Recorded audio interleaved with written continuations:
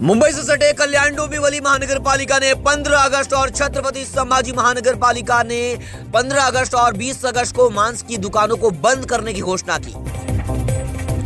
मुंबई में 15 अगस्त को तैनात रहेंगे 14,000 से ज्यादा पुलिसकर्मी। अफवाह फैलाने वालों की खैर नहीं। नवी मुंबई के वासी स्टेशन से एक दिल दहला देने वाली घटना सामने आई, जिसमें एक युवक ट्रेन की छत पर चढ़ने की कोशिश करता है और फिर ओवरहेड हाई वोल्टेज तार से टकरा जाता है। लोकल बॉडी चुनाव से पहले एकनाथ शिंदे का थाने में मास्टर स्ट्रोक, 799 करोड़ रुपए का दंड किया माफ। महाराष्ट्र के मुख्यमंत्री देवेंद्र फडणवीस ने राज्य में 15 अगस्त यानी स्वतंत्रता दिवस पर मीट बैन को गैर जरूरी करार दिया। मुख्यमंत्री ने कहा कि सरकार लोगों के खाने पीने की आजादी को नियंत्रित करने में कोई रुचि नहीं रखती है। महाड़ा अब मुंबई में न सिर्फ घर बल्कि सस्ती दुकानें और व्यावसायिक परिसर भी उपलब्ध कराएगी। महाड़ा की ओर से कुल 149 दुकानों की ई नीलामी की जाएगी। स्वतंत्रता दिवस 15 अगस्त को मालेगांव, छत्रपति संभाजी नगर और कल्याण डोंबिवली महानगर पालिका के मटन चिकन की बिक्री पर रोक के आदेश से राज्य में हंगामा शुरू है। इस आदेश का जहां विपक्ष ने विरोध किया है।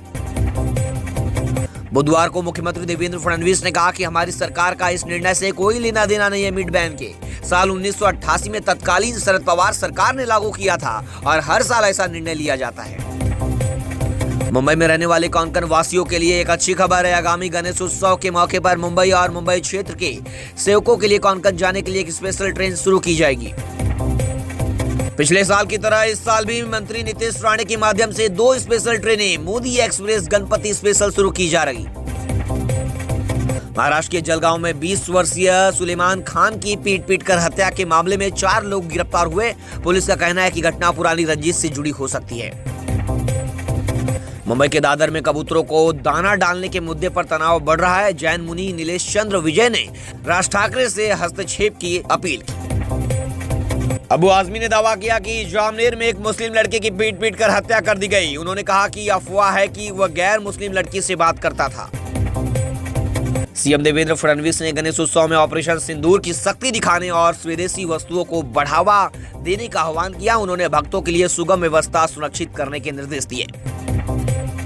उत्सव मनाते समय कानून का पालन सुनिश्चित किया जाए। सरकार चूंकि ईद ए मिलाद का त्योहार भी गणेशोत्सव के दौरान है, इसलिए समन्वय से धार्मिक सौहार्द बनाए रखें और कहीं भी कानून व्यवस्था ना बिगड़े, इसकी विशेष देखभाल की जाए।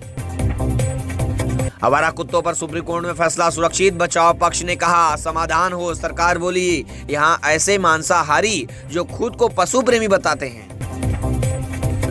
वोट चोरी पर चुनाव आयोग बोला ऐसे गंदे शब्दों से बचे, यह करोड़ों वोटर्स पर हमला है। राहुल ने कहा था आयोग वोट चोरी करा रहा। ट्रंप ने रूसी राष्ट्रपति पुतिन को चेतावनी दी, कहा बातचीत के बाद जंग नहीं रोकी तो गंभीर नतीजे भुगतने होंगे। मुंबई कबूतरखाना विवाद पर बॉम्बे हाईकोर्ट ने बीएमसी की याचिका खारिज कर दिया। प्रतिबंध जारी रहेगा। पालतू पक्षियों को लेकर विवाद गहराया। उद्धव ठाकरे ने चेतावनी दी कि मुंबई की मर्यादा को ठेस पहुंचाने की कोशिश करने वालों को बख्शा नहीं जाएगा, उन्हें खत्म कर दिया जाएगा।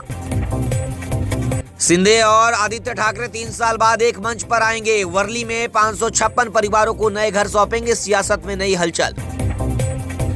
मुंबई लोकल में धारदार हथियार लेकर यात्रा कर रहे युवक को पकड़ा गया। जीआरपी ने सख्ती से जांच प्रक्रिया शुरू की।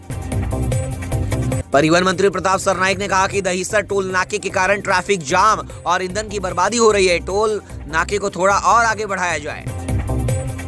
सावरकर पर दिए बयान को लेकर राहुल गांधी ने कोर्ट में अर्जी दी। कहा मुझे खतरा है जान का, इसलिए पेशी के लिए आना संभव नहीं।